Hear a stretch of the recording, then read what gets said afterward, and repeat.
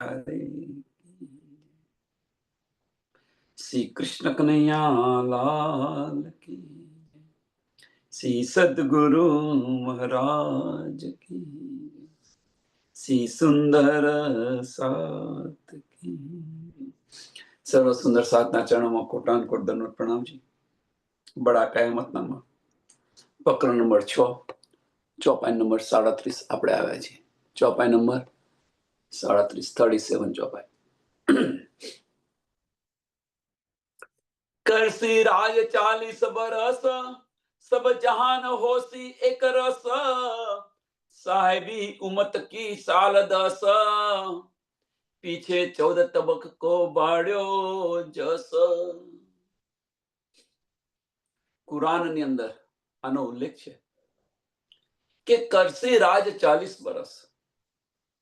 આ 40 વર્ષની જે પાતશાહી જે બતાવી છે, 40 વર્ષની જે પાતશાહી બતાવી છે, તો 40 વર્ષની અંદર 10 વર્ષ જે બતાવ્યા એ 11મી સદીના અને 30 વર્ષ જે છે એ 12મી સદીના। તો આ 40 વર્ષની પાતશાહી કયો સમય છે?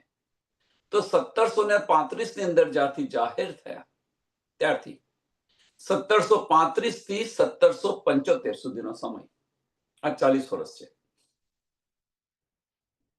તો 1735 થી 1745 સૈકું પૂરું થયું, ત્યાં આગળ 11મી સદી પૂરી થઈ, એટલે 10 વર્ષ સેવાય। 1735 થી 1745 10 વર્ષ સેવાય, 11મી સદી પૂરી થઈ। હવે જે 12મી સદી શરૂ થઈ તો 1745 થી 1746 થી 1775 સુધી આ 30 વર્ષ એ 12મી સદીના। એ 40 વર્ષની પાતશાહી બતાવી છે। સબ જહાન હોસી એક રસ, સબ જહાન હોસી એક રસ। હવે જે આ એક રસની વાત કરી છે, તો એક રસનો અર્થ શું અહીંયા? કે આખી જે દુનિયા જે છે એ ધનીજીએ જે બતાવેલો જે માર્ગ છે, મીન્સ તારતમ વાણી, અને આ વાણી પર વિશ્વાસ લાવી અને એક પારબ્રહ્મ પરમાત્માનું પૂજન કરશે। બધા નારી ફિરકા બંધ થઈ અને એક પારબ્રહ્મ પરમાત્માનું પૂજન થશે। આ એક રસા છે। साहिबी उमत की साल 10, साहिबी उमत की साल 10, पीछे 14 तबक को बाड़्यो जस। જે 10 સાલ જે બતાવ્યા, એટલે કહેવાનો મતલબ કે 11મી સદીના 10 વર્ષ અને 12મી સદીના 30 વર્ષ, એમ કઈ 40 વર્ષની જે સાહેબી બતાવી છે। અને આ સમય દરમિયાન કે ધનીજીએ જે તારતમ વાણી જે આપણને આપી છે, એ આખી દુનિયાની અંદર મોમિનો દ્વારા પ્રસરશે, મોમિનો દ્વારા।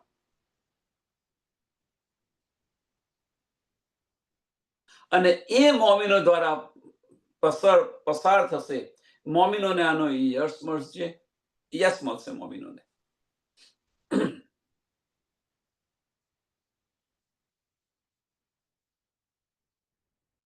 અને આ રીતે 40 વર્ષની જે પાતશાહી જે બતાવી છે, એ આ રીતે 40 વર્ષની પાતશાહી છે। અખંડ ભીષ્મ ઇત જાહેરી, होई रोशन सब में विस्तरी, दुनिया दौड़ मिली सब गाए, छुट गए वरण बेखताए।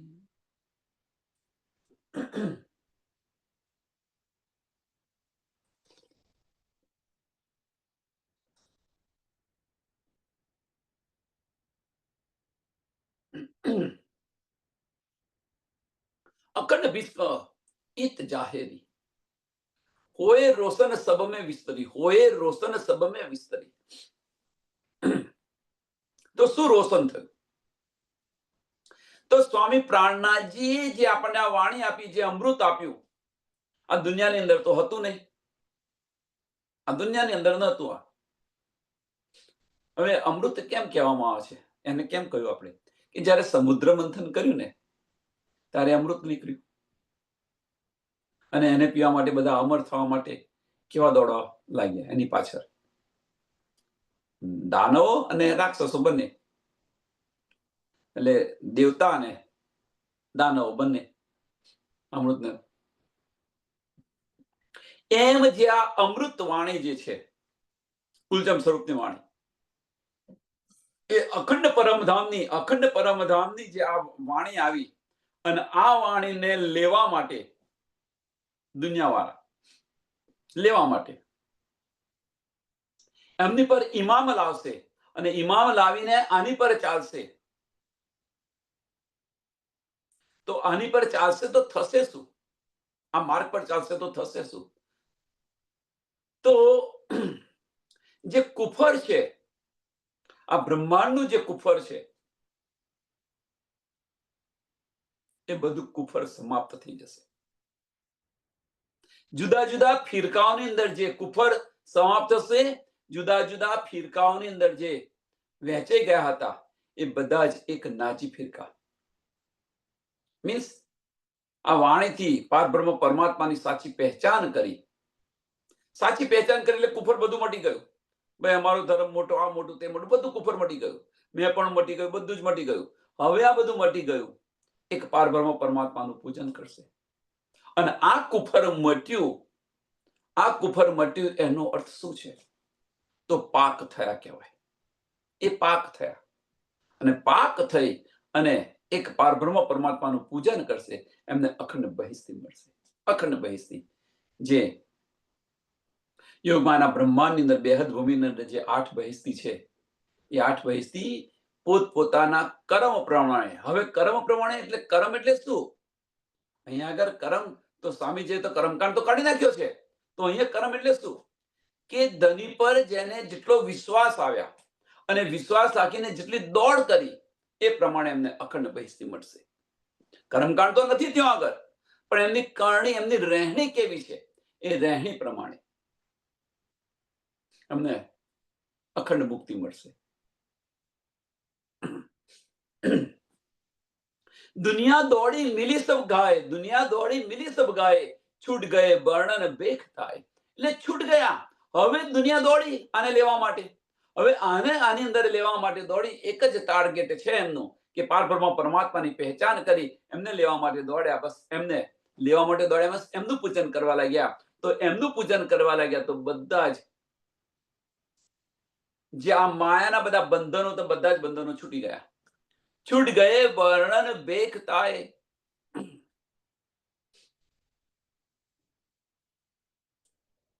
હવે જે આની અંદર જાત નાચ, ઊંચ નીચ બધું છૂટી ગયું.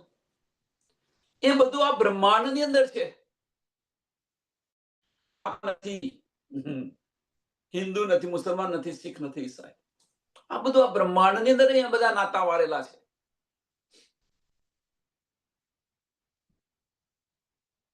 આ બ્રહ્માંડ વજૂદથી ચાલી રહ્યું છે.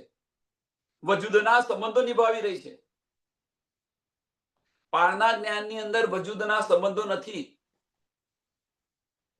આ જ્યારે આપણને શુદ્ધ પડી જશે તો આ બધું કુફર છે, મટી જશે. કહ્યો ન જાય ધની કો વિલાસ, પૂરી સાથ સકલ કી આસ, લીલા વિનોદ કરસી હાસ, એ સુખ ઉમત લેસી ખાસ. હવે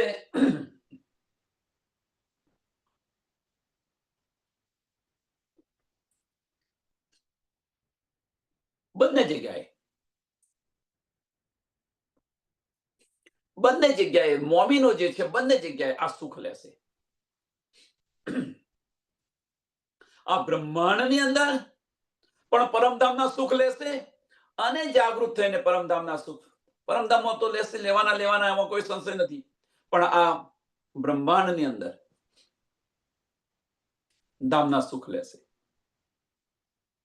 મેન વસ્તુ આ છે.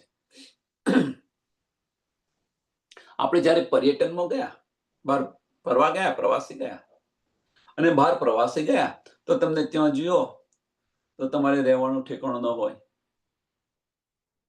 જમવાની વ્યવસ્થા બરોબર ન હોય, આપણા ઘર જેવું જમવાનું ન મળતું હોય, અને બીજું કશું નહીં, તકલીફ ને તકલીફો જ ઘણી બધી, એક નહીં, એક તકલીફ દૂર કરતા બધી ઘણી બધી સમસ્યાઓ આવે છે. જે પ્રવાસી જાય એમને ખબર પડે કે ભાઈ 8-10 દિવસ કે 15 દિવસ કે 1 મહિના માટે પ્રવાસી ગયા હોય તો કેટલી બધી તકલીફો આવે છે. પણ ઘરના જેવું સુખ ન મળે. એમ આપણે અહીંયા આગળ પરમધામથી અહીંયા પ્રવાસે આવેલા છે. હવે અહીંયા આગળ પ્રવાસે આવેલા છે, આગળ ઘણી બધી તકલીફો છે. જો હવે અહીંયા આગળ આપણે પરમધામનું સુખ લઈએ તો, આ બ્રહ્માંડની અંદર પરમધામનું સુખ લઈએ તો, જ્યારે પ્રવાસે જઈએ અને ઘરનું સુખ આપણને મળે તો, અને એ ઘરનું સુખ એટલે કહ્યો ને જાય ધનિકો વિલાસ પૂરી સાત સકલ કી આસ.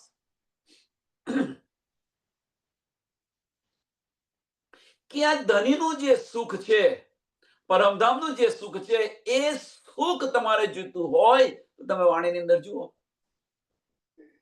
ગુલચંદ સ્વરૂપની વાણીની અંદર આ સુખ છે. તુમ ન પહેચાનો તો મેં ક્યાં કરું, કે આ સુખની તમને અણસાર ના આવે તો હું શું કરું? મેં તો બધું જ આપી દીધું છે, બધું જ સુખ આપી દીધું છે.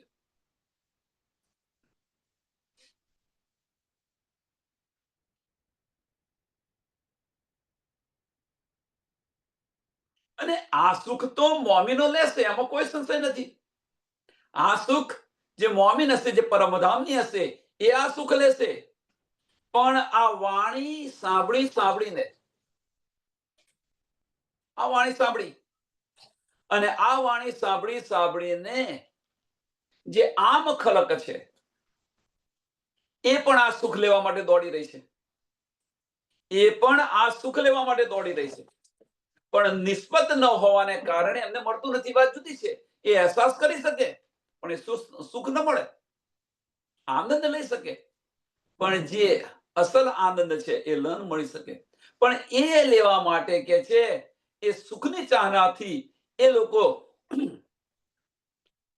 દોડીને ક્યાં છે? ધણીના ચરણોની અંદર આવે છે, પન્નાજીની અંદર.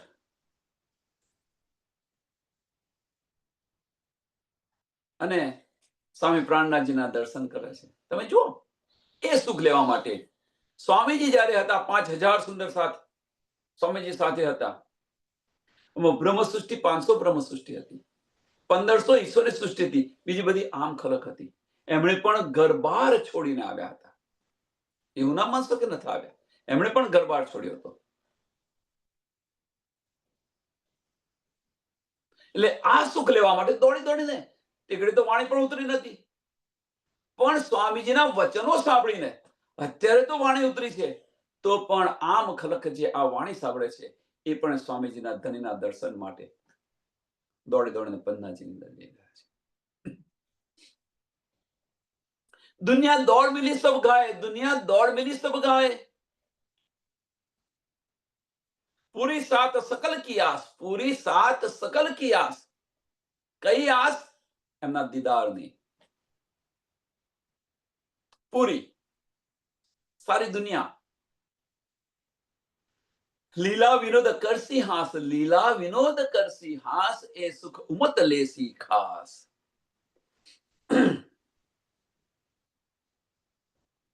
લીલા વિનોદ.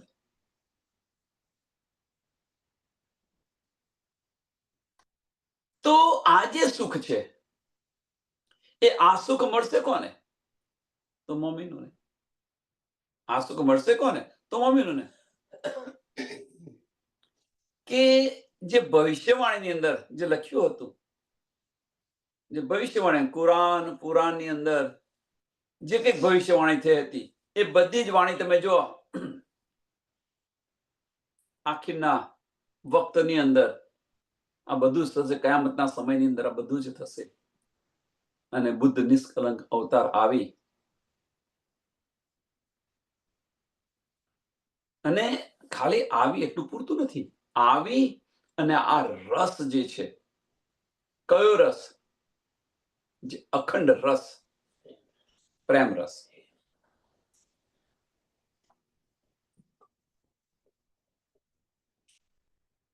અને એ જે રસ છે એની અંદર જે હાસ્ય મીન્સ જે આનંદ જે છે એ આનંદની વાતો કરશે આ રસ. કહેવાનો મતલબ શું છે? ઇન્દ્રાવતી પુકાર પુકાર કરીને કહી રહ્યા હતા, બતાવી રહ્યા હતા કે આ બધી વાતો અહીંયા કરવાની. ધની કહે છે જો આ વાતો હું કરું નહીં તો મારો સાથ જાગશે કેવી રીતે? એટલે આપણા બેડરૂમની વાતો આ રસની વાત છે. આપણા બેડરૂમની વાતો પણ અહીંયા બધી જાહેર કરી છે ધનીએ.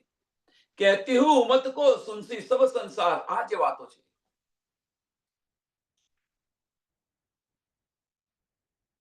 પણ આનો જે રસ જે છે, આ જે રસ છે એ રસ કોણ લેશે? કે જે બ્રહ્મ સૃષ્ટિ હશે એ જ લેશે, બીજું કોઈ નહીં લે.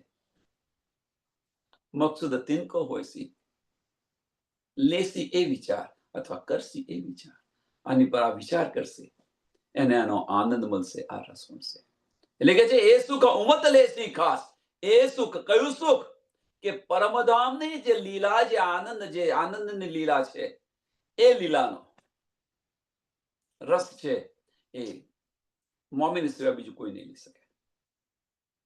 જેને આપણે નિજબુદ્ધ કહીએ છીએ, જેને આપણા બેડરૂમની વાતો કહીએ છીએ.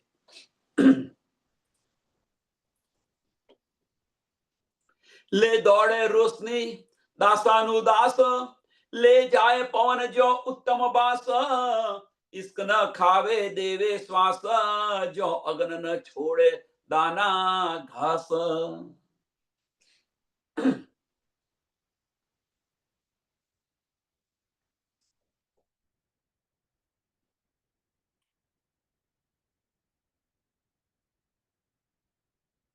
હવે આ જે રસ આપણને મળ્યો, પરમધામનો જે રસ મળ્યો, આનંદ મળ્યો, હવે શું થયું કે આ જે રસ મળ્યો એ હવે બીતક યાદ કરો, બીતકનો પ્રસંગ યાદ કરો. ધની દેવચંદ્રજીને 14 વર્ષ સુધી નિષ્ઠાબંધ ભાગવત સાંભળી, કશું ન મળ્યું. દીદાર થયા એમને દીદાર થયા, અને દીદાર થયા ને જ્યારે એમના દિલની અંદર બિરાજમાન થયા, હવે એ જે રસ જે એમને મળ્યો છે, હવે એમને શું થયું કે આ હું રસ આપું તો કોને આપું? વિચાર કરો. ત્યારે યાદ આવે છે ભાઈ મને ગાંધીભાઈ કહ્યું હતું કે ભાઈ તમને કંઈક નવું કંઈક જ્ઞાન આવે તો મને બતાવજો. અને એ ગાંધીભાઈને આપવા જાય છે ત્યારે હવે તમને બધું દેખાવા મળ્યું. એ તો પરમધામની વાસના હતી. એટલે આ રસ આપણને જ્યારે મળે, કહેવાનો મતલબ શું છે? આ તો એક ઉદાહરણ આપ્યું કે આ રસ આપણને અંદર મળે તો હું કોને આપું? એમ કઈ સખીને આપું? મારી ધામની સખીને હું કઈને આપું? એટલે આ રસ પવનની જેમ પવન ફૂંકાય ને કયો આખા એની અંદર ફરી વળે બધે, એમ પવનને જેમ આ બ્રહ્માંડની અંદર સુંદર સાથ મોમીનો જે છે એ મોમીનો આખા બ્રહ્માંડની અંદર જાહેર કરશે. શા માટે જાહેર કરશે? તો મોમીનોને જગાવવા માટે. કહેતી હું ઉમત કો સુનસી સબ સંસાર, મકસૂદ તિનકો હોયસી, લેસી એ વિચાર. મોમીનો વાટ્યા કરશે, પણ આની સાથે સાથે આ રસ જે સાંભળશે બીજા, આમ ખલક પણ સાંભળશે તો એમને સાચી પારબ્રહ્મ પરમાત્માની પહેચાન થશે. પારબ્રહ્મ પરમાત્માની પહેચાન થશે. અને જે બ્રહ્મ સૃષ્ટિ હશે એ બ્રહ્મ સૃષ્ટિ આની અંદર ડૂબશે, નિજ બુદ્ધની અંદર ડૂબશે. આ જે રસ જાહેર તો કરી રહ્યા છે પણ આમાં કોઈને રસ નહીં પડે. જાહેર નિજબુદ્ધ જાહેર કરી રહ્યા છે પણ આની અંદર કોઈને રસ નહીં પડે. પણ જે પરમધામની હશે, જે નિસ્બતી હશે એ આની અંદર રસ લેશે. એટલે કહ્યું ને એ સુખ ઉમત લેસી ખાસ, એ સુખ ઉમત લેસી ખાસ. ઇશ્ક ન ખાને દેવે શ્વાસ. હવે આની અંદર આપણે ડૂબ્યા હોઈએ તો ત્રીજું ચરણ ને ચોથું ચરણ બહુ જ મહત્વનું છે. इश्क न खाने देवे श्वास। આપણે આ સંસારનું ઉદાહરણ તમે જુઓ કે સંસારના ઉદાહરણની અંદર આપણે તમે કોઈના પ્રેમની અંદર હો તો તમને ન ભૂખ લાગે, ન તડકો, ન છોડો, કશાની તમને ચિંતા ન હોય. જો હીર રાંઝા, લેલા મજનુ ઉદાહરણ તમે જુઓ. મીરાનું ઉદાહરણ તમે જુઓ. ઇશ્કની અંદર તડબોળ હતી, કશું એને ખબર ના પડે. બસ નરસિંહ મહેતા તમે જુઓ, સમયનું ભાન ન હોય, ક્યાં બેઠી છું, શું છે, આ તનનું પણ ભાન ન હોય. રાણાએ જેમના પ્યાલા આપ્યા એ પણ પી ગઈ ગયા. કહેવાનો મતલબ કશું ભાન ન હોય એને, એ પણ પી ગઈ, અમૃત બની ગયું. આની અંદર એને આપણે શું એને કહે છે પાગલપન. એની ભાષામાં એને શું કહે છે પાગલપન. એટલે ઈશ્ક ન ખાને દેવે શ્વાસ, કશાનું ભાન ન હોય.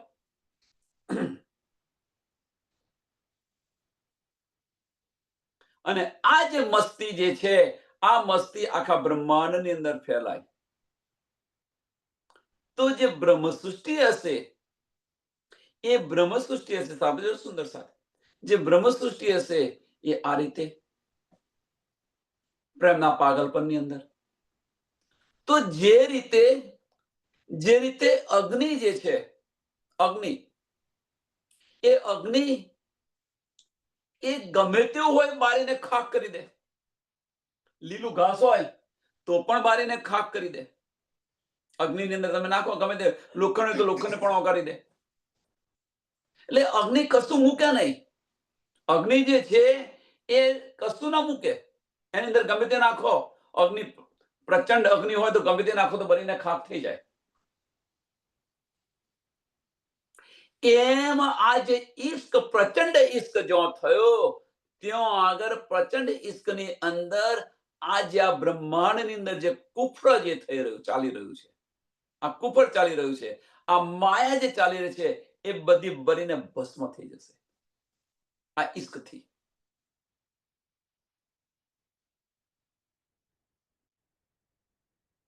એક સરસ ઉદાહરણ. બીજા કોઈનું નહીં, આપણી વાતો જ કરો, બીજા કોઈની. આપણે બીજા દુનિયાની શા માટે વાત કરીએ? કે આજથી સુંદર સારા અને દિલથી લેશો તો સમજાશે, દિમાગથી લેશો તો નહીં સમજાય. કે આજથી તમે કે 2 વર્ષ કે 3 વર્ષ પહેલા આપણે ઝૂમ ચાલુ કર્યું ત્યારથી ત્યારે વિચાર કરો કે તે સમયે જ્યારે ઝૂમ ચાલુ કર્યું તે સમયે આપણી વૃત્તિ કેવી હતી એ સમયે. હવે 4 વર્ષ પછી આપણી અંદર શું ફેરફાર થયો? જો પહેલા સમયે આપણને કોઈ 2 શબ્દ કહી જાય તો તરત ખોટું લાગતું હતું, વજૂદ ખડું થઈ જતું હતું. અત્યારે તમે જો દિલથી જેમણે લીધું હશે, ધણીના વચનો જેમણે દિલથી લીધા હશે, તો ગમે તે કહેશો તોય એ બધું બરીને ઈશ્કની અંદર એ બધું બરીને ખાક થઈ ગયું. મેં પણ બુઝરગી, કુલબ જે કે છે, આ બધી જ વસ્તુ બરીને ખાક થઈ ગઈ. માયા બધું જ બરીને ખાક થઈ ગયું. ક્યાં આગળ? ઈશ્કની અંદર. ઈશ્કની અંદર ડૂબ્યા તો મારી તારી વજૂદનું અસ્તિત્વ પણ સમાપ્ત થઈ ગયું. એ અહીંયા બતાવી રહ્યા છે. જો અગન ન છોડે દાના ઘાસ, જો અગન ન છોડે દાના ઘાસ. જે રીતે અગ્નિ કશું બાકી નથી રાખતી, એમ બધું બારીને ખાક કરી નાખે, કશું ના રહ્યું ભાઈ. આગ લાગી તો કશું ના રહ્યું, બધું બારીને ખાક થઈ ગયું. એમ અહીંયા આગળ જે ઈશ્ક છે, એ ઈશ્ક આ બ્રહ્માંડની અંદર આ બધું કુફર છે, માયા છે, એ બધું જ સાફ કરી નાખશે. આની અંદર લેવાનું શું છે? આપણે હવે સુંદર સાથે આની અંદર સમજો કે આપણે શું લેવાનું છે. આની અંદર આપણે વારે ઘડીએ કમ્પ્લેન કરીએ છીએ. વારે ઘડીએ આપણે બધા જ કમ્પ્લેન કરીએ છીએ કે ઉપની છે મૂળ ધની થક્યા માયા છૂટે કેમ નહીં. વારે ઘડી આ કમ્પ્લેન કરીએ છીએ. ભાઈ માયા બહુ બળવંતી છે, ધનીઓ ઉપજાવી છે, કેવી રીતે છૂટ્યા? પણ એની સામે ધનીનો જે ઈશ્ક છે, એ ઈશ્કની આપણને પહેચાન નથી કરી, એ ઈશ્કની અંદર આપણે ડૂબ્યા નથી, એને કારણે માયા ભારે થઈને બેઠી છે. જ્યારે એ ઈશ્કની મસ્તીની અંદર ડૂબીશું, એ ઈશ્કની મસ્તીની અંદર ડૂબીશું, તો એ બધું જ છૂટી જશે, બરીને ભસ્મ થઈ જશે. આપણે નથી કહેતા, ધની કહીને બતાવી રહ્યા છે કે આ બ્રહ્માંડની અંદર ઈશ્કની મસ્તીની અંદર આ ઈશ્ક ચારે તરફ ફેલાશે, તો બધું જ કુફર છે, બધી માયા છે, બધી બરીને ભસ્મ થઈ જશે. કુફર છે, બધું ભસ્મ થઈ જશે. અને એ કુફર દુનિયા માટે કયું કુફર ભસ્મ થઈ જશે? તો દુનિયા માટે જે બધા નારી ફિરકા છે, એ નારી ફિરકા સમાપ્ત થઈને એક પારબ્રહ્મ પરમાત્માનું પૂજન કરશે, એક પારબ્રહ્મ પરમાત્માનું, અને એ રીતે પાક થશે. અને એ જ્યારે થશે ત્યારે એમને અખંડ બહિષ્ઠી મળશે. અને આપણે તો આ ઈશ્કની મસ્તીની અંદર ડૂબીશું, અને એ ઈશ્કની મસ્તીની અંદર ડૂબીશું તો આપણા વજૂદનું પણ આપણને ભાન નહીં. તન હોવા છતાં તન નથી. ક્યાં રહી માયા? વિચારો સુંદર છે. માયા રહી ક્યાં? વજૂદ રહ્યું ક્યાં? એટલે કે જે ઈશ્ક ન ખાને દેવે શ્વાસ, ઈશ્ક ન ખાને દેવે શ્વાસ. સમજો આને. આ ત્રીજું ને ચોથું ચરણ બહુ મહત્વનું છે. જો અગન ન છોડે દાના ઘાસ, જો અગન ન છોડે દાના ઘાસ. સંસારનું ઉદાહરણ પણ તમે જુઓ ને, આની અંદર સંસારનું ઉદાહરણ જુઓ.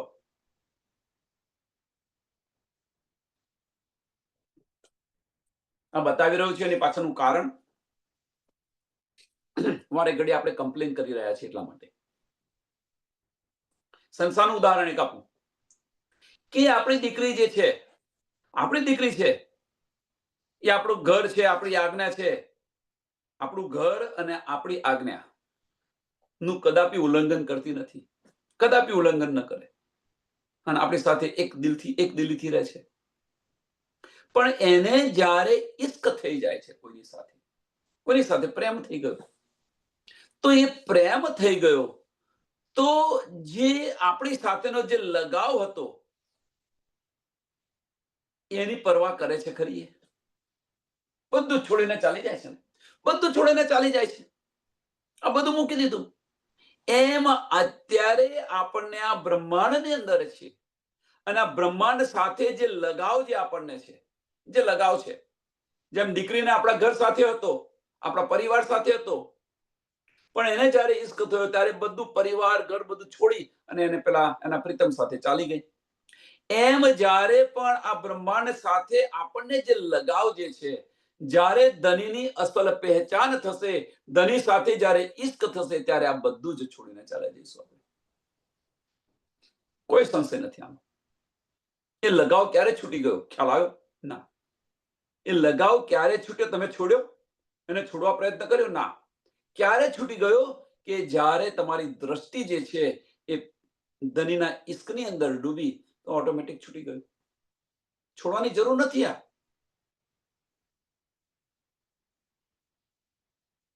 ઓટોમેટિક છૂટી જશે. એમ જે કહી રહ્યા છે આપણે કે માયા બહુ બળવંતી છે, માયા, પણ માયામાંથી નીકળવા નથી માંગતા. માયામાંથી ન નીકળવું હોય તો વાંધો નહીં, માયામાં રહો, પણ ધનીના ઈશ્કને પહેચાનો ને. માયાની અંદર રહીને ધનીના ઈશ્કને પહેચાનો, અને જ્યારે ધનીના ઈશ્કની પહેચાન થશે, ધનીની પહેચાન, અસલું પહેચાન થશે, ત્યારે એની અંદર ડૂબશો તો માયા ઓટોમેટિક છૂટી જશે. છોડવાની જરૂર નથી, માયાને છોડવાની જરૂર નથી. પણ ધનીના જે વચનો છે, ધનીના વચનો તો સાંભળો, એની પર અંદર વિચાર કરો, અંદર ડૂબવા પ્રયત્ન કરો. અંદર ડૂબવા પ્રયત્ન કરશો, એની પર વિચાર કરશો, અને જે સુખ અને જે આનંદ મળે છે, એ સુખ અને એ આનંદની અંદર ડૂબીશું. આપણે તો ક્યારે ધનીની સાથે ઉતપ્રોત થઈ જઈશું. આની પણ સુધ નહીં પડે, અને આ માયા ક્યારે છૂટી જશે, આની પણ સુધ નહીં પડે. એ બરીને ખાક થઈ જશે. આ બધું બરીને ખાક થઈ જશે.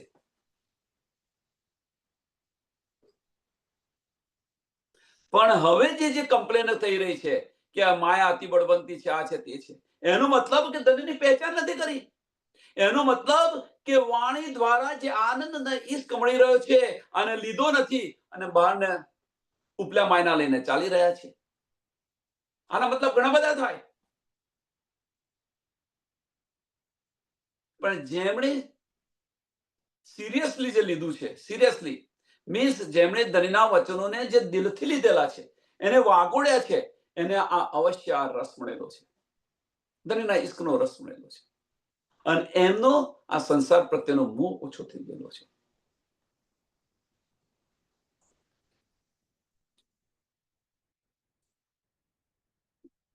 વિચાર કરો. જાય પડે પ્રેમ કે ફાંસ, જો સુકે લોહુ ગલ જાય માસ, પીછે તીસો નૂર બરસાત, તીન આગુ આવસી પૂરસ રાત. હવે જો આપણે આ ઈશ્કની અંદર ડૂબીએ તો આ વજૂદ જે છે, વજૂદનું અસ્તિત્વ રહે ખરું? આ ઈશ્કની અંદર, આ પ્રેમની અંદર ડૂબીએ તો આ વજૂદનું અસ્તિત્વ રહે ખરું? વિચારો સુંદર સાથે. એટલે કે જે જાય પડે પ્રેમ કે ફાંસ, આ પ્રેમની અંદર આપણે ડૂબ્યા હોઈએ તો જો સુકે લોહુ ગલ જાય માસ. આજે બતાવી રહ્યું છે, આ વજૂદ બતાવી રહ્યા છે. કહેવાનો મતલબ કે આ વજૂદ રહેતું નથી પછી.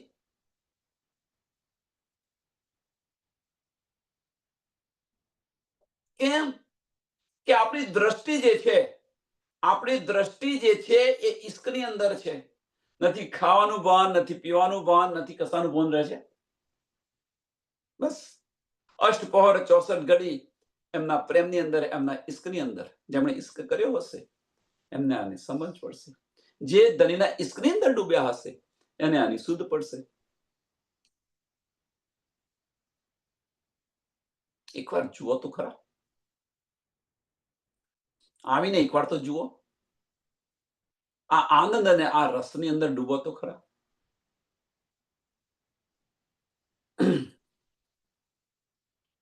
અને એની જે આત્મા જે છે, જે આની અંદર ડૂબી છે, એની આત્મા જે છે એ આત્મા શોની અંદર? તો પ્રેમની અગ્નિની અંદર જલી રહી છે. પ્રેમની અગ્નિની અંદર જલી રહી છે. હવે જ્યારે એ પ્રેમની અગ્નિની અંદર જલી રહે તો આત્મ, કહેવાનો મતલબ પ્રેમની અગ્નિની અંદર જલી રહે એટલે શું? કે બસ એક જ લક્ષ્ય છે, અષ્ટપહોર 64 ઘડી બસ એના ખ્યાલની અંદર ડૂબી રહી છે.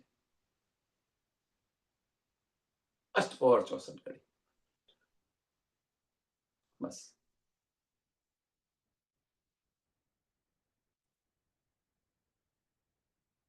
અને આ જો પડી રહી, આ જ દ્રષ્ટિ હોય, આ જ રેણી હોય તો પછી આ માયા છે, આ બ્રહ્માંડ જે છે, વિચાર કરો તમે કે આની અંદર આપણે હૈયે આપણે તો પછી આનું આપણને સુધરે ખરી? આ બ્રહ્માંડની સુધરે ખરી?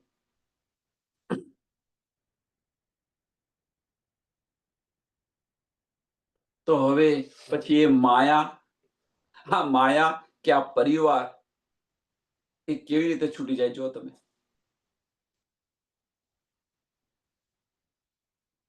વિચાર કરો. તમે ઉદાહરણ તમે જુઓ, દીકરીનું જ આપણે ઉદાહરણ આપો, બીજા કોઈનું નહીં. એને કોઈને પ્રેમ થઈ જાય છે તો એની દ્રષ્ટિ ક્યાં હોય છે? એની અંદર હોય છે. આપણે એને ગમે એટલી રોકીએ પણ એ રોકાય છે ખરી? પોતાની વાત કરો. હા, એ રોકાય છે ખરી? વિચાર કરો તમે. આપણી પોતાની વાત કરો, બીજા કોઈની નહીં, પોતાની જ વાત કરો. વિચાર્યો.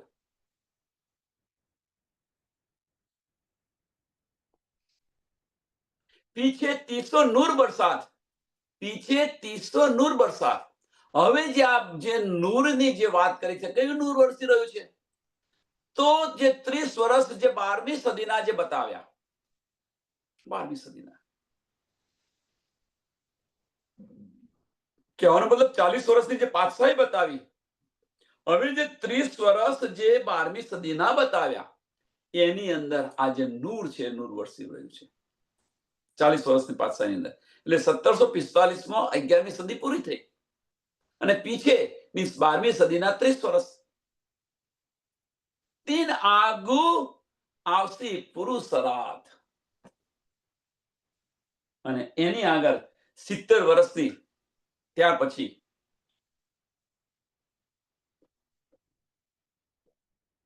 પુરુષરાત બતાવેલી છે. 70 વર્ષ એટલે આખી 12મી સદીની અંદર શું થવાનું છે બતાવી દીધું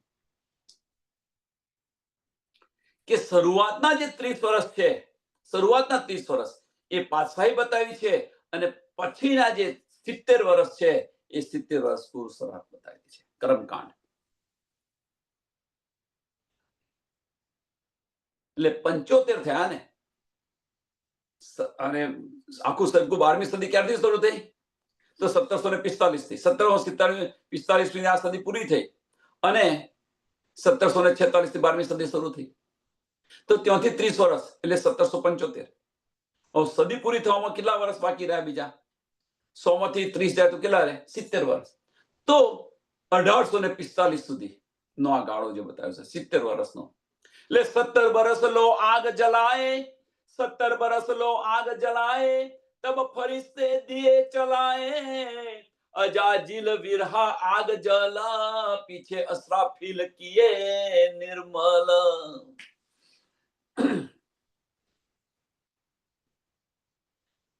તો આજે હવે અહીંયા જે બતાવી રહ્યા છે ત્યાર પછી સાંભળજો સુંદર સાથ, પછી શું થાય છે સમજાવું. કે જે 70 વર્ષનો જે ગાળો બતાવ્યો કે હવે શ્રીજી સાહેબ એમને સમાધિ લીધી, પણ જે એમનું જ્ઞાન હતું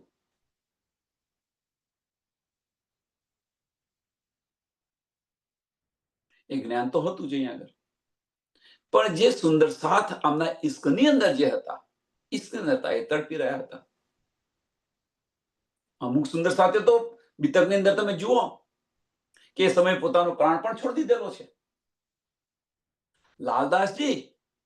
લાલદાસજી કટારી લઈને પોતાનું જીવન સમાપ્ત કરવા માંગી રહ્યા હતા. સ્વામીજી આવીને રોકે છે. જુઓ તમે, વિચાર કરે બધા સુંદર સાથ પોતાનો દેહ ત્યાગી દે છે, તો મારું કેમ નહીં? લાલદાસજી તૈયાર થાય છે. સ્વામીજી આવીને રોકે છે, આ કાર્ય બાકી છે. અને એ જ બીતક લખી અને ધણીના ચરણોમાં મૂકે છે, અને પણ પ્રાણ છોડી દે છે.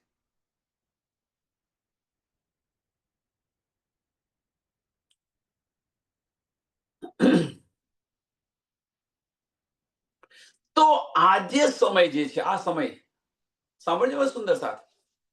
હવે આ સમયની અંદર આપણે હઈશું કે નહીં ખબર નહીં. અવશ્ય હઈશું, અવશ્ય હઈશું, પણ તે ઘડીએ આપણને આનું ભાન ન રહ્યું એટલે આ બીજો અવતાર લેવો પડે, ત્રીજો અવતાર લેવો પડે, ત્રીજી વાર આવવું પડે જાગણી બ્રહ્માંડની અંદર.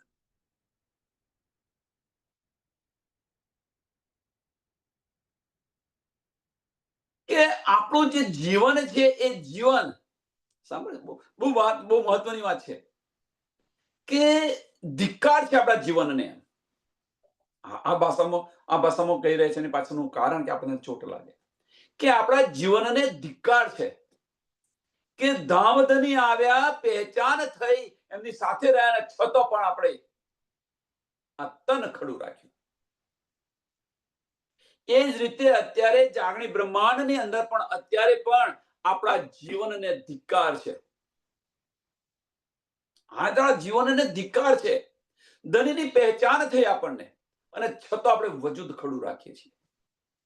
અત્યારે પણ આટલી સમજ અને શુદ્ધ પડ્યા પછી પણ જો આપણે આપણું તન ખડું રાખીએ, આપણું વજૂદ ખડું રાખીએ, તો આપણા જીવનને ધિક્કાર છે. અને કહીએ કે માયાથી બળવંતી છે, માયા, તો પછી ધનીને શું પહેચાન કરી તમે? આ જયારે આપણે બોલીએ માયા અતિ બળવંતી છે, તો ધનીને શું પહેચાન કરી?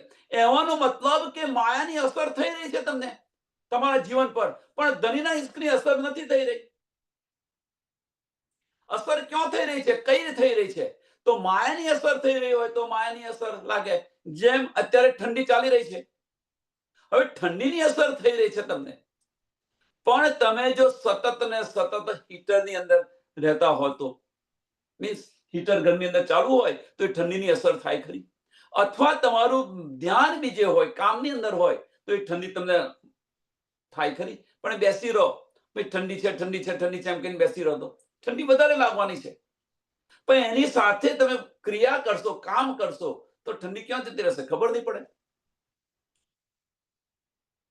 આ વસ્તુ છે. એટલે આપણા જીવનને ધિક્કાર છે કે ધનીની પહેચાન થયા પછી જો ધનીના ઈશ્કને ન પહેચાન્યો, આપણે ધનીના ઈશ્કને ન પહેચાન્યો અને વજૂદને પહેચાન્યો, માયા ભારે કરી દીધી છે.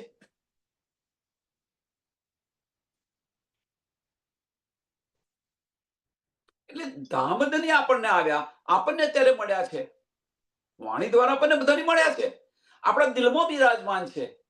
હવે જો આપણા દિલની અંદર બિરાજમાન હોય અને એ ધનીને આપણે ધનીના દીદાર ન કરીએ તો પછી આ જીવન એને શું અર્થ? આ જીવનનો શું અર્થ મને કહો તમે?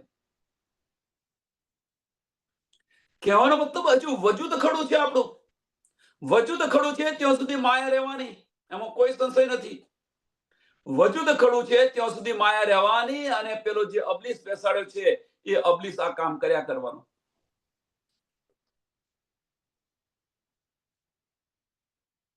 પણ હિંમત કરીને જે દોડશે તેને તારતમનું ફળ મળશે. એ તારતમનું ફળ શું છે? હિંમત કરીને દોડવાનું ક્યાં છે? તો હિંમત કરીને દોડવાનું અંતસ્કરણ છોડી અને દિલ તરફ જવાનું છે. આ હિંમત કરવાની છે. અને એ હિંમત કરશો, દિલથી આ બધું વિચારશો અને દિલથી ચાલશો તો ધની ત્યાં બિરાજમાન છે, એમના દીદાર થશે. ધનીના ઈશ્કની અંદર ડૂબીશું. કોને મળવા જઈએ છીએ? ધનીને મળવા જઈએ છીએ. તમે એક સરસ સંસારનું ઉદાહરણ તમે જુઓ કે આપણો પતિ બહાર હોય, આપણો પતિ બહાર પરદેશ હોય, એક્ઝામ્પલ અને પરદેશથી આજે આવવાનો છે કે ભાઈ 10 દિવસ પછી આવવાનો છે, તો 10 દિવસ પછી આવવાનો છે તો એના માટે તમે 10 દિવસ પહેલા તમે ધર્મ તૈયારી કરી રહ્યા છો અને એને લેવા માટે ભાઈ કાલે હું લેવા જવાની છું, કાલે હું લેવા જવાની છું. કેટલો આનંદ ને ઉમંગ હોય છે, કેટલો આનંદ ને ઉમંગ હોય છે. અને એ દિવસે લેવા જવા માટે 4 વાગે આવવાનું હોય તો તમે 12 વાગ્યાના ત્યાં જઈને બેસી જાઓ અથવા સવારના ત્યાં જઈને બેસી જાઓ કે ભાઈ આજે આવવાનું છે, આટલું કામ કરી થોડું ફરીશું પછી ત્યાં એમને લેવા જઈશું. કેટલો ઉમંગ હોય છે. તો આ જે ધની છે આપણા દિલની અંદર આવીને બિરાજમાન છે. કોને કેટલો ઉમંગ છે દિલની અંદર જવાનો. અને પછી આપણે કમ્પ્લેનો કરી રહ્યા છીએ માયા અતિ બળવંતી છે, પણ જે આપ્યું છે એ લેતા નથી તો માયા ભારે થઈને બેસી ગઈ છે. જે ધની આપ્યું છે અમૃત એને આપણે લેતા નથી અને જો એ ઈશ્ક લીધો તો આ બધું બારીને ખાખ કરી દેશે, આમાં કોઈ સંશય નથી. અજાજિલ વિરહ આગ જલ, અજાજિલ વિરહ આગ જલ. જે લાનત લાગી હતી અજાજિલને એ લાનત છે એ જલીને બધું ખાખ થઈ ગયું. કેમ? આ બધી સમજ પડી, પહેચાન થઈ ગઈ. એટલે અજાજીલ પણ આ વિરહની અગ્નિ અંદર જલ્યો. જ્યાં સુધી શુદ્ધ ન હતી, જ્યાં સુધી એને વજૂદને જોયું હતું, અજાજીલે જ્યાં સુધી વજૂદને જોયું હતું ત્યાં સુધી એને દીદાર નહોતા કર્યા. પણ જ્યારે એને સમજ પડી, જ્યારે દિલથી વિચાર્યું ત્યારે એને નમજ કર્યું, ત્યારે એને પશ્ચાતાપ થયો. પશ્ચાતાપની અગ્નિની અંદર એને જલવું પડ્યું અને એ જલ્યા પછી એને શું થયું? અસ્રાફીલ. પછી શું થાય તમે વિચારો. અજાજિલ વીરા આગ જલ પીછે અસરાફીલે કિએ નિર્મલ. અસરાફીલ ફરિશ્તે આ કુલજમ સ્વરૂપની વાણી આપી અને નિર્મલ કર્યું. તો હજુ આ ક્રિયા થઈ કેમ નથી? પ્રશ્ન આ છે. અહીંયા તો બતાવ્યું કે 12મી સદીમાં આ થશે, તો આ ક્રિયા હજુ થઈ કેમ નથી? હજુ કુફર મળતું કેમ નથી? એની પાછળનું કારણ એક જ છે, જે ધનીએ જે બતાવ્યું હતું 40 વર્ષની જે પાતશાહી બતાવી હતી એ પાતશાહીની અંદર મોમીનો જાગ્યા નહીં.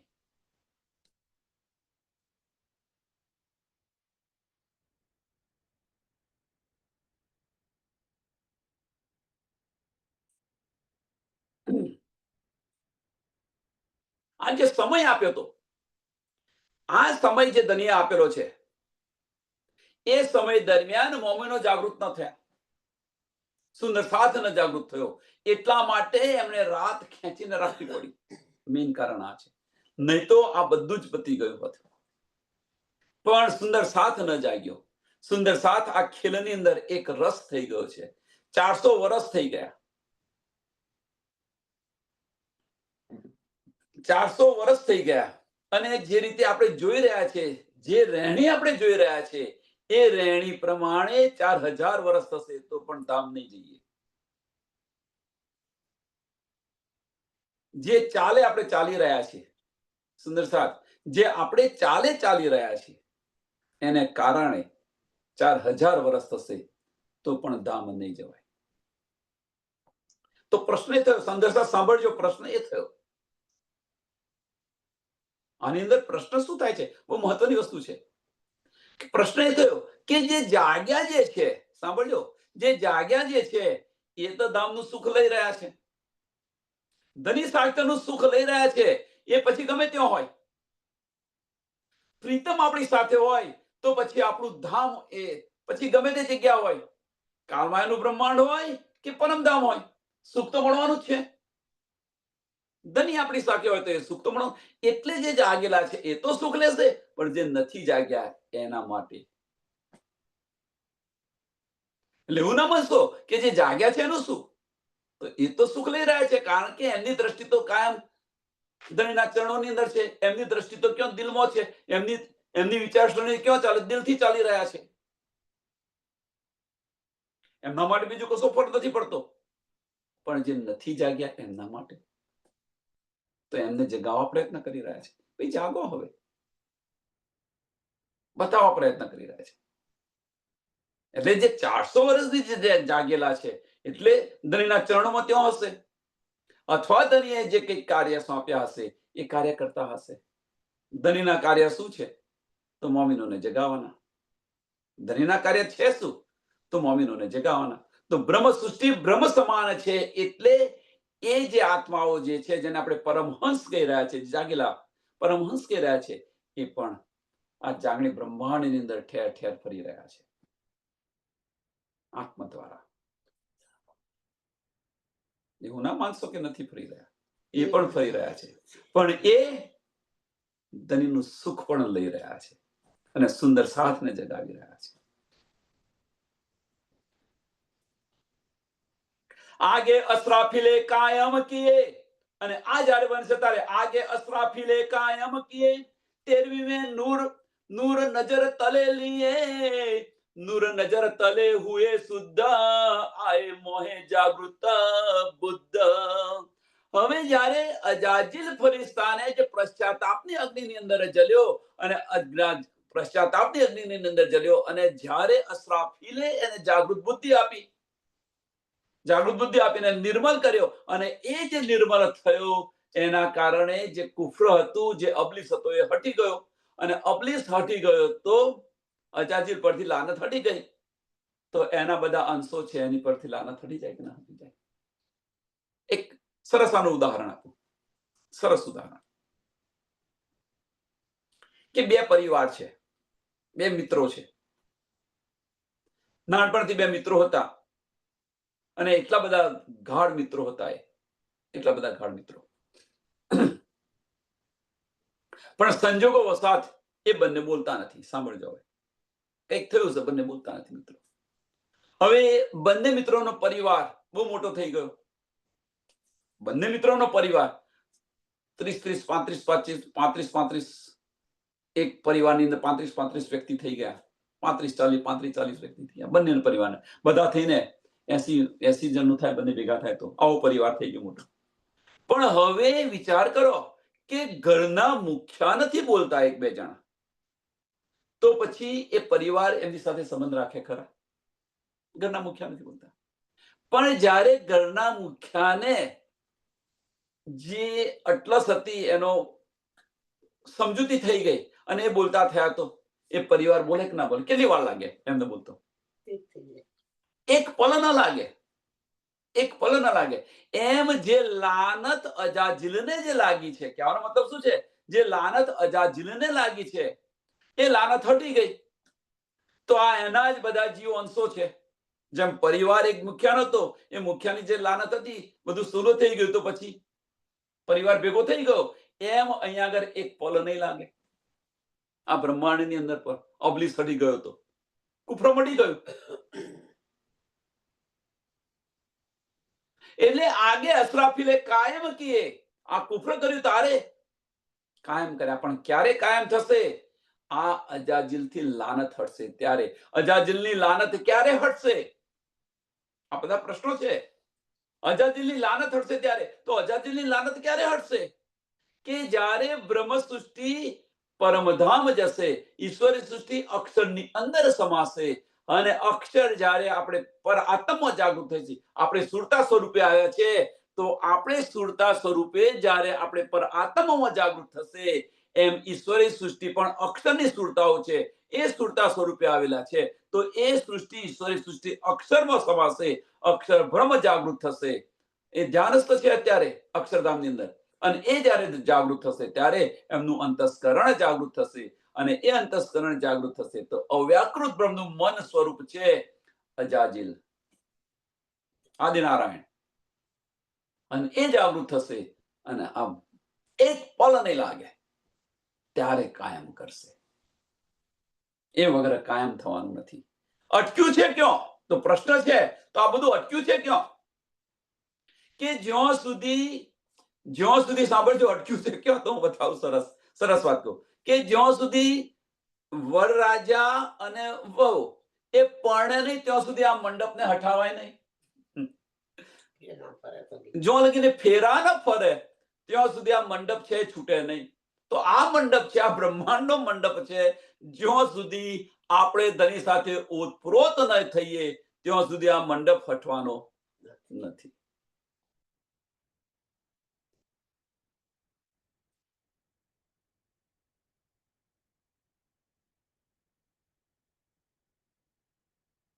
હવે આપણે કહીએ ભાઈ ધની તું મને લઈ જા, ધની તું મને લઈ જા. ધની સાંભળે ખરા? ધની સાંભળે ખરા? વિચારો કરે. કેમ? કે આપણી દ્રષ્ટિ તો અહીંયા છે. હજુ તું તારા પરિવારને છોડતી નથી. તું હજુ મને વરી નથી. વરી નથી મીન્સ વરી નથી એનો અર્થ શું? બધું સર્વત્ર છોડી અને મારી પાસે આવે ત્યારે વરી કહેવાય. હજુ તું મને વરી નથી. હવે તું મને વરું તો હું તને લઈ જાઉં. પણ તું વરું તારે ને, એ તો છે નહીં આપણામાં. એટલે આ બ્રહ્માંડનો મંડપ હજુ ચાલુ ને ચાલુ છે. એની પાછળનું કારણ હજુ આપણે વર્યા નથી.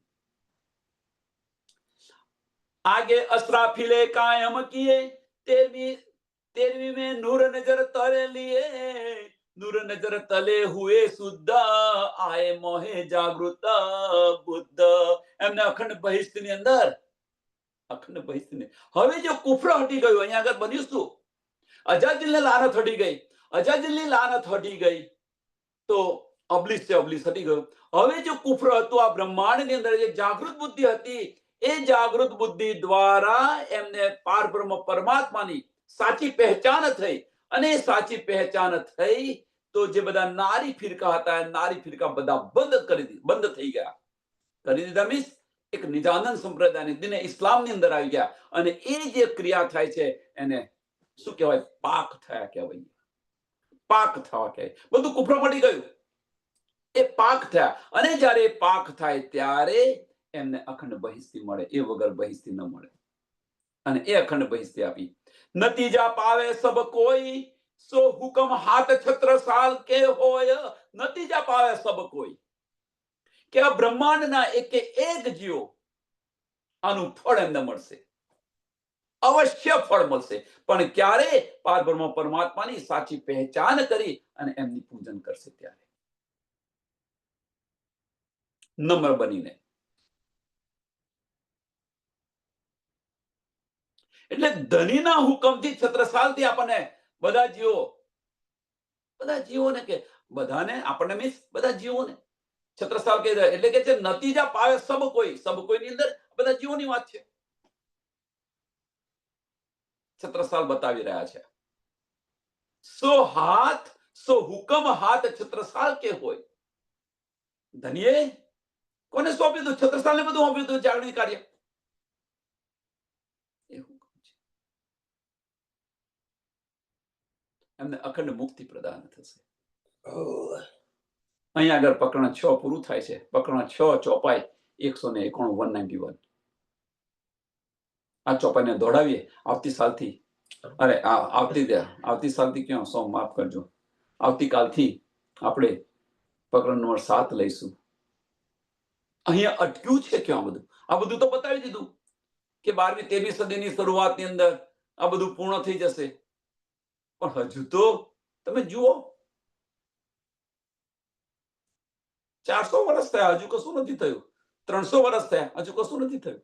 કેમ નથી થયું? શા માટે નથી થયું? હવે આ વિચારવાની પર તો આ ચોપાઈને દોડાવીએ. નતીજા પાવે સબ કોઈ. આગળ ચલો પેલા आगे असराफिले कायम किए 13वीं में नूर नजर तले लिए नूर नजर तले हुए शुद्ध आए मोहे जागृत बुद्ध नतीजा पावे सब कोय सो हुक्म हाथ छत्रसाल के होय नतीजा पावे सब कोय सो हुक्म हाथ छत्रसाल के होय सो हुक्म हाथ छत्रसाल के होय. बोलो श्री प्राणनाथ प्यारे की जय. श्री कृष्ण कन्हैया लाल की जय. श्री सदगुरु महाराज की जय. श्री सुंदर साथ की. सर्व सुंदर साथना चरणों कोटान कोट प्रणाम जी.